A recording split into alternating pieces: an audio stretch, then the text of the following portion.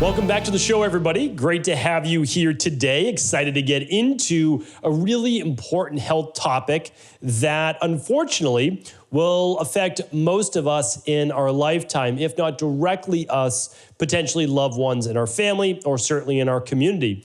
And that is because by the year 2030, it is said through, I think, some pretty compelling research that 1 out of every 2 people will have cancer in their lifetime. Now, it is my opinion, though, that this is something that is preventable for the most part. And if we know what to watch out for, we're going to be far better off in terms of our not only prognosis if we were to get cancer, but also our ability to avoid it. Because as they say, it is so much easier to prevent than to cure.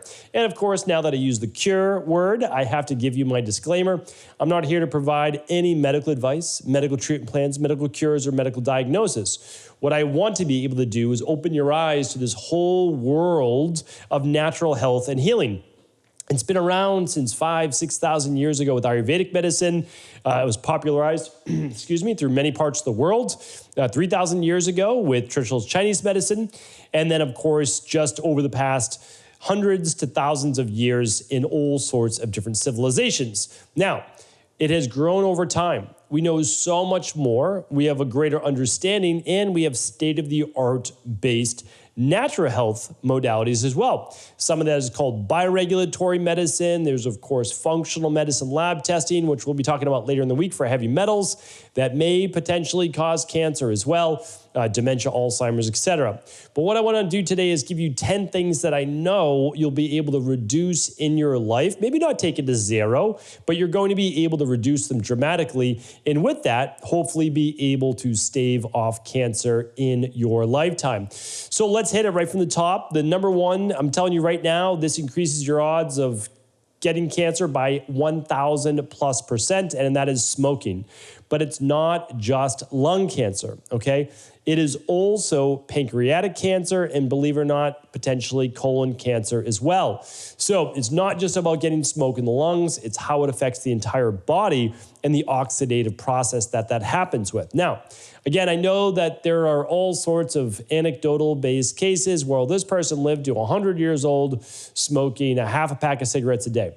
Those people exist everywhere. There are people who, survive a 20 crash pile up on the highway because they weren't wearing their seatbelt. But, the majority of the time, if you wear your seatbelt and you're in an accident at 60 miles an hour or 80 miles an hour, you're far more likely to survive. So again, if you want to play the odds, I'd recommend stopping smoking. Do not breathe in smoke in any way, shape, or form, whether it's vaping or whether it's cigarettes or it's cigars or it's pipes or whatever it might be. I can't recommend enough. Not smoking, not breathing in smoke into your lungs. And that goes for all smoke in general, right? Try to cut down your exposure to it in all ways, shapes, and form. And I will just say for everyone out there saying, well, it's a little bit healthier if you're breathing in, herbal-based smoke or whatever it might be. And sure, to a degree, right? To a degree, if you don't have chemicals inside of the filters and cigarettes and all that, and you don't have all the different toxins and chemicals inside vape and all the synthetic, in the synthetic oils, sure, better. But that doesn't mean that breathing in smoke is ever non-carcinogenic. So smoke is carcinogenic, which means potentially leading to cancer. All right, so really important we look at that. Next up is alcohol. And I know I'm removing all the things that, a lot of people sometimes enjoy doing recreationally, and I understand and I get that. And so I also want you to know that I don't believe having a small amount of alcohol every once in a while is going to cause cancer. I've not seen that. I've seen about 2 drinks for women a week, 3 drinks for men. That seems to be about the upper limit before there starts to be a greater decline. Again, I'm just going by sharing with you the research, and we know alcohol, it creates more reactive oxygen species in the body, more oxidative damage. You're going to hear that a lot today, more free radical damage. And yes, it has been shown to cause cancer in the stomach and the esophagus and liver as well, but also it affects the whole body. So when you are drinking alcohol, you're also weakening your body's detoxification systems, you're lowering its antioxidant-based defenses, and far more. So really reduce that alcohol intake. If you are a nightly drinker, again, I can't recommend enough cutting that down to once a week, maybe twice a week. And that's it. Again, like that. Can you live to 100 plus years old without getting cancer drinking alcohol every day? You can. Again, you're just playing those odds. And I don't think that any one of us know, right? Like, I just don't know that we always know, or we're going to be the one to get it or not. What we can do, though, is prevent as many of these things, our carcinogens, as possible to lower our risk. And that's all we can ask for. All right. This is important. Omega-6 fatty acids. We've been talking a lot about this over the past few weeks. And again, if you want to go back, see previous podcasts, please do check out stevencabral.com/podcast. Lots of shows on omega-6s. Now, omega-6s are typically contained in polyunsaturated fats, some saturated fats as well. I'll talk about that a little later in the show here today.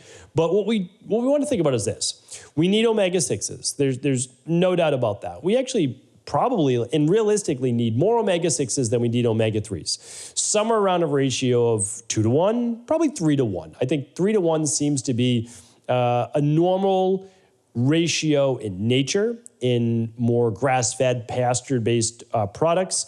And it seems to be that if we get 3 to 1 of omega-6s to omega-3s, and we get a lower arachidonic acid to EPA ratio, and we get what's called a 9% saturation rate of omega-3s in the blood, well, then we reduce our risk for cardiovascular disease or sudden cardiac death by like 90+%. So it's pretty amazing. So that's the power of omega-3s, but today is preventing, right? So I'm not going to talk about all the things that you should add in. What I'm talking about here today is reduce your unsaturated fats that have been oxidized coming from omega-6. So there's nothing wrong with eating nuts. There really isn't. Or seeds. Again, if you look at the literature, those seem to be protective for cardiovascular, for blood pressure, for diabetes, and for cancer. So I'm definitely not going to say remove nuts and seeds from your diet. What I'm going to say is reduce the oils, and I'll jump to that one now. That was number 6. But you want to reduce vegetable oils and a lot of polyunsaturated fatty oils. Really the only oil, honestly, the only one I can say, there's oils out there that, again, if you don't cook on a high heat, you don't really oxidize them. They're coming from a good source. They're cold pressed. They're in a dark bottle. They're organic, all of those things. I think you can get away with some things like sesame oil and a few of the others. But what I want to do is try to make your life as easy as possible in terms of the thought process. And so here's the thing. Olive oil and maybe avocado oil, but it's not even close to olive oil. Olive oil should be the oil of choice. It really should. Go back. I'm going to link it up here today. I'll try to make it as easy as possible as well. Head on over to stevencabral.com/2573. I'll list the top 10 here today. I will also make sure that I list some previous podcasts because I was shocked to find out that olive oil actually beat out most other fats, if not all other fats for cooking as well. And it actually had nothing to do with the smoke point. So you'll want to check out that podcast because that was an eye-opener. Again, if we're looking at the research and we're really trying to be fair in terms of the science and not have dogma or preconceived notions of what it has to be. Oh, it has to be lard. It has to be coconut oil. It has to be tallow. It has to be... No, it doesn't have to be anything. Like, let's actually look at things with an unbiased mindset. And let's say, what is best for people? And not get entrenched in, well, I said this 5 years ago, so I need to continue on with that. No, I see that so much online. And then again, I'm going to get to that with point number 9. All right. Number 4 is this. You have to avoid getting a sunburn. So that does not mean avoid getting sun. Sun and vitamin D are vitally important for preventing cancer. No doubt about it, right? But getting a sunburn is totally different, right? If your skin burns and blisters, that's creating what? Inflammation, and a large amount of it. And it's also causing damage to the skin tissue. Whenever there's damage to the skin tissue and there's inflammation, well, we could then have an exacerbation of cancer cells, and they can start to begin to multiply and not be kept in check.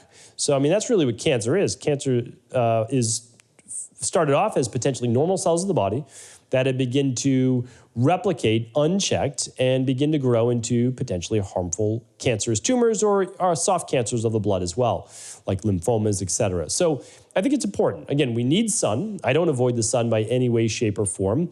I don't get a I don't burn easily. So for me, I don't have to wear a suntan lotion. A lot of people do. I understand that if you're going to be in the sun for quite some time. But we also have to just be aware of that it is vitally important, again, that we are getting sunlight and ideally a little bit of a tan when that allows. Obviously, if you're in New England in the winter, it's going to be real challenging to get a suntan. But again, you'll take your vitamin D in different ways. So hopefully that's helpful. All right, number 5 is this: watching out for the accumulation of environmental toxins, which finally are getting their due. Again, things always start in conventional medicine as, oh no, they don't exist, right? Leaky gut doesn't exist. Even fibromyalgia back in the day doesn't exist. Chronic fatigue syndrome doesn't exist. None of these things exist. And they're like, okay, yeah, maybe they do. Oh, okay, yeah, they do. And here's the research. Now we understand. And again, now, so they're on Harvard Health website. They're all over the place, that leaky gut. All of these things exist. And of course, environmental toxins have been created en masse since 1960, really, and beyond. A little bit before that, 1940s, but for sure, it started to get out of control in the 60s and beyond. So we have, what are the normal things? Well, I mean, everything from what we put on our grass, right? Pesticides on grass, pesticides on foods, those are the low-hanging fruit. There are natural alternatives to lawn treatment. You can use natural weed killers. You can use natural bug repellent. At our house, we use a natural mosquito and tick spray. That's all essential oils. And again, you can find that at stephencabral.com/podcast or stephencabral.com/resources. And these are all just great companies that provide essential oil-based products that work really well. I mean, is it going to be as toxic and powerful as a ready Roundup? No, it's not. But again, you have to decide what you want in your life. And I don't want the chance of cancer because I might have a couple weeds. And so we have to just weigh what we feel is best for us, of course. And so then there's things like tap water. If you're not using a filter and you're just saying, well, my city says my water's clean, I think that that's a little troublesome because you never find out until it's too late. I mean, really, no one ever finds out until it's too late. People are like, well, it might start to get bad in a couple of weeks. No, I mean, you end up with lead in your water. Already we know that there's chlorine and there's fluoride in the water. And you might say, well, yeah, those things we have to have, or at least chlorine because it kills bacteria. I don't disagree. I don't disagree that killing harmful bacteria is good for us. But the problem is then we drink the chlorine and that affects our gut bacteria, which then affects our immune system. So all I recommend is much simpler things. Again, buy organic whenever you can. Follow the Clean 15 and Dirty Dozen. We'll try to link that up for you.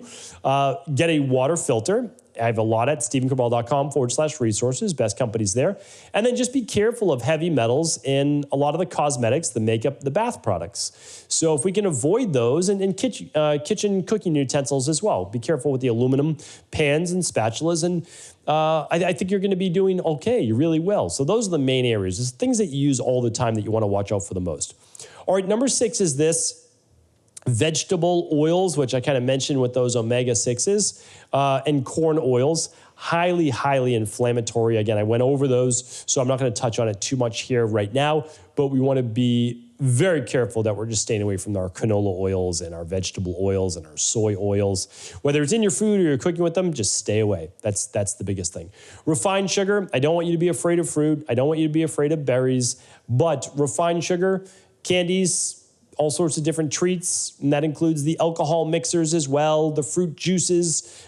Avoid those, not at all costs, because there are things worse than them, but avoid them for sure. If you want some, instead of fruit juice, have fruit, right? You might have 1 apple, but you would never drink, or you would never consume 4 apples, most likely in one sitting, which would be about the equivalent of a 8 to 12 ounce glass of juice. So we always want to keep it as nature may have intended, and that would be a piece of fruit rather than a full glass of juice. That includes kids as well. Kids can eat the fruit, no need really for the fruit juice whatsoever. All right, number 8 is our refined carbohydrates. So again, we're going to pick on fats, we're going to pick on proteins, we're going to pick on carbs, because all of them are healthy. Healthy fats, healthy proteins, healthy carbs. But pastries and chips and cookies and crackers and anything that is processed is most likely not ideal. Now, I know there's obviously healthier ones. There's some companies that make great root vegetable-based flours, nut-based flours, if you're into those, they're going to be a little bit healthier. There's no doubt about that. But at the same time, do we really need to increase our processed carbs when 2/3 of the population have a less than ideal BMI? And if you have a BMI higher than a 24.9, and yes, I know it correlates to waist-hip ratio and body fat, but again, for the majority, 99% of people, it matters. You're more likely to get cancer. And so what I want to do is just make sure we're not spiking our blood sugar, or we're not, creating higher levels of insulin or insulin resistance. And so we do watch what we eat. That's important. All right. So we tackled fat, we tackled carbohydrates. Now let's tackle meat. So we have to be careful because, to our knowledge right now, the higher the intake of meat and the higher the intake of saturated fats, and I can already hear all the alarm bells going off right now, the literature says the higher increased rates of cancer. So greater than 19% intake of protein, higher likelihood of cancer, okay? You can be related to IGF-1. It can be related to a lot of things. Higher increase of saturated fats, higher incidence of cancer, and pretty much all causes of mortality. Now, I agree with you, all the people out there that are sounding the alarm bells. Well, this wasn't done on grass-fed meat. It wasn't done on pastured chicken, pastured eggs. I'm not disagreeing with that. So I'm not disagreeing with it. What I am agreeing with is levels of that. So if some meat is good, is a lot of meat better? And I think that if you're keeping an open mind and you're being unbiased, I think the answer would be no. Now, will more meat help you transform your body to a greater degree in terms of muscle? Yes. So for sure, right? But there's a big difference, a chasm between body transformation and longevity and not getting cancer. I just want you to know they're mutually exclusive goals. They really have nothing to do with each other. But you're going to do things for body transformation that you would never do for longevity, and vice versa. So I try myself to find a happy medium. I really do. So I try not to take in too much meat. I try to just have it once a day. Again, no processed meats. So stay away from the bacons, the bologna, all the different processed meats, and be careful when you're grilling meat that you don't create a lot of that smoke, the char, which is the acrylamides. That is absolutely a carcinogen. I know we all enjoy it. Many people do, but we have to be careful with that. All right, and the last one here today is trans fats. That's a lot of fried foods. So donuts used to be Oreos. Now they say they're trans fat free. I don't know about that. They're certainly not health-based foods.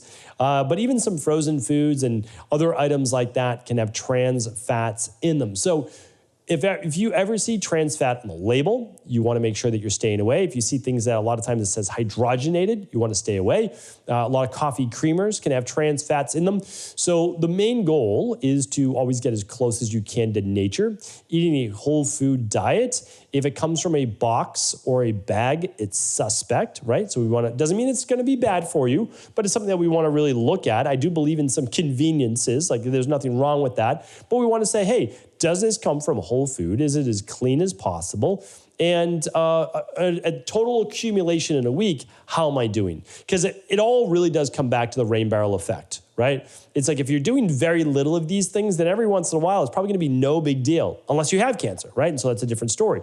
But if you don't have cancer, you're a healthy individual, once a week you have some alcohol, probably no big deal. Once a week you go out for a steak, probably no big deal, right? Like it's every once in a while, no big deal. But when we do these all the time, they begin to add up. They overflow the rain barrel. That inflammation may lead then to metastasis of cancer. So I want to make sure that you're staying safe, that your family's staying safe, and that we're all out here just trying to help each other. So hopefully this was helpful. Of course, if it was, do feel free to share the show with anyone you believe it could serve. Take care, everybody. Thanks so much for tuning into today's show. Before you go, don't forget to hit that subscribe button. I want to make sure that you're getting our daily content, not missing out on anything. Functional medicine, wellness, weight gain, weight loss, anti-aging, living longer, stronger, and all of the most cutting-edge research. And if there's any topics you want to hear, feel free to leave them in the comments below. Take care.